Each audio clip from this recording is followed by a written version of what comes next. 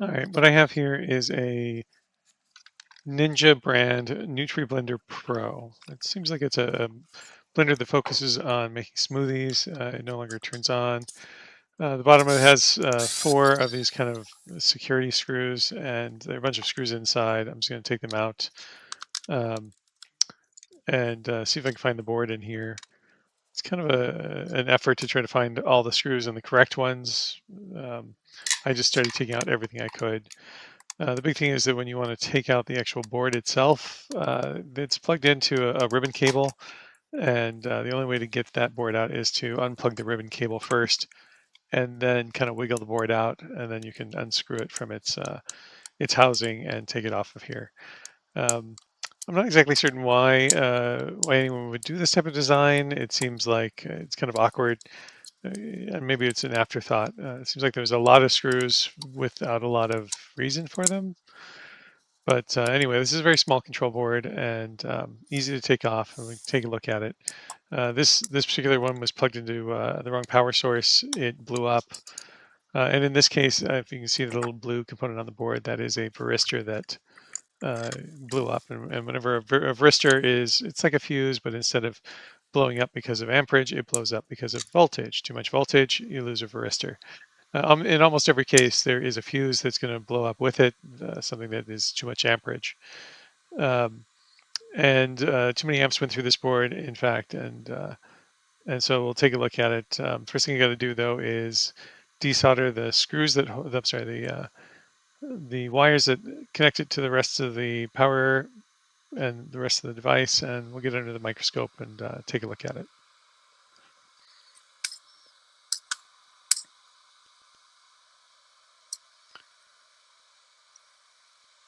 All right, so here it is. And I just want to point out this trace fuse. Trace fuses are horrible. They are generally, I think, a really bad choice. Here it is right here.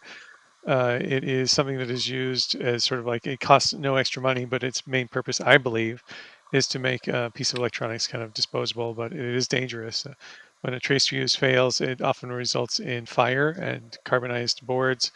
It is illegal in certain countries like France, where and most international engineers basically point out that this is a dangerous and not a very good practice to use. I believe the only reason they're used in the U.S. and many other countries is to try to make what would be a decent piece of electronics disposable, so that people can't repair it easily, and they'll just replace it with a new one.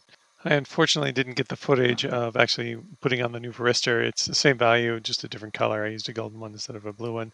To replace the trace fuse, I found a plastic fuse that I can put on the front, on the top of the board. There's certainly enough space for it, but it's not there. So I think this would be a safer fix with a wire. The fused wire could also catch on fire and carbonize. These plastic encapsulated fuses, if they blow up, it's just magic smoke, but usually not a fire. So a much safer design and something easy to do. I'm just going to put the wires back in place, put the board back, clean everything up, and put the board back in the housing. And this is probably going to be the only thing that needs to be fixed here. I should do a quick visual inspection to see if there's anything else that is destroyed on the board as well. And here's the fuse. You can kind of see how it is. It's just from one side of the varistor to the power. Just want to clean this up a little bit, make sure there's a good amount of solder here. You can see the old varistor. It is a 10 diameter of 10 millimeters, and I think it's a 271.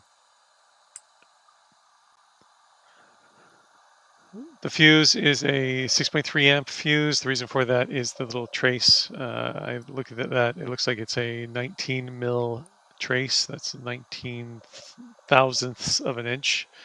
If you look at a calculation for the average thickness of a copper trace on a circuit board, for 19 mils, that is somewhere around 5 amps where the trace will completely fail. And so a 6.3 amp fuse should be just fine. Much safer than certainly what was there before. So just 99.9% isopropyl alcohol.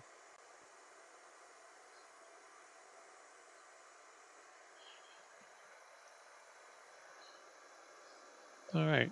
I just want to take a quick look around. I'm not seeing anything else that's failed on this board. Everything seems like it is in place.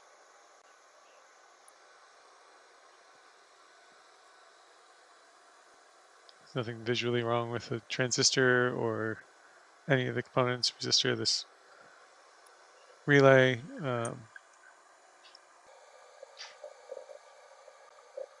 Yeah, and that's the way it looks all put together with the new fuse. So I'm just going to put this back in place, and then well, I can try to power it on, see how it goes.